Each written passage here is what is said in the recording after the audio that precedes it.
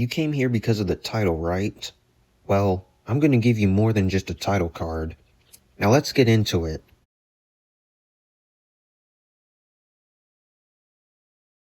That's a good question, and here's the answer. Fact is, there is enough evidence to support Christianity, and yes, there even is enough evidence to support in things such as a global flood, Adam and Eve, or Tower of Babel, not to mention giants, spirits, dragons, etc. At this point, it's not really a matter of if any of these religions are true, but rather, which religion has the best starting point? In other words,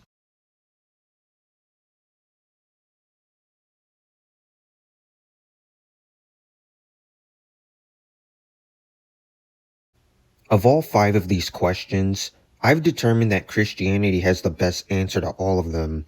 And this is not a biased statement either. Others agree with me, and I myself have considered this. But there's a problem. Despite the evidence, why won't people believe it?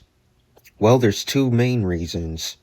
First, they think they don't have enough evidence.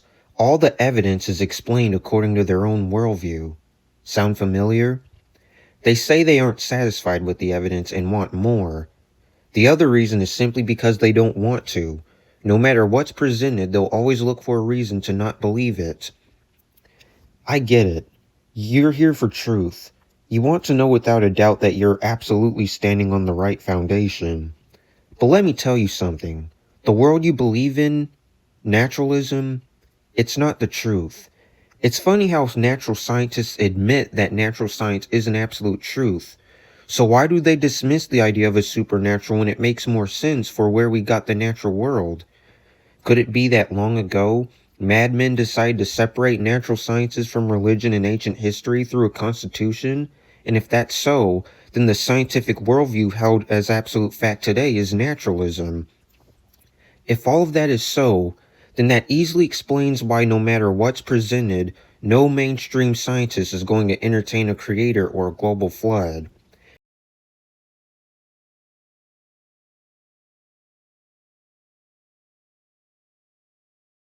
The claim that it's anti-science is only partially correct. It's not natural science, yes, you're right, but still, you have to use logic and reasoning. You see, what young Earth creationism does is that they have a spiritual foundation for seeing how they look at the natural world. This is science. Yes, it is. Any attempt to discredit this is intellectual dishonesty. Truth is a spiritual thing. Actually, you have naturalistic data, but you also have these beings and experiences that are real but are usually invisible. You mean to tell me that invisibility is the same thing as non-existence? I see what you mean, but the scientific method... There are some things that we don't know about when it comes to the Great Flood, but yes, with careful analysis, some of what happened during the flood is compatible. But as far as using that to prove to yourself that there is a God, why are you doing this? It's not going to work. You need to use logic and reasoning without the scientific method. And you can do this. That's all for now, folks. Take care.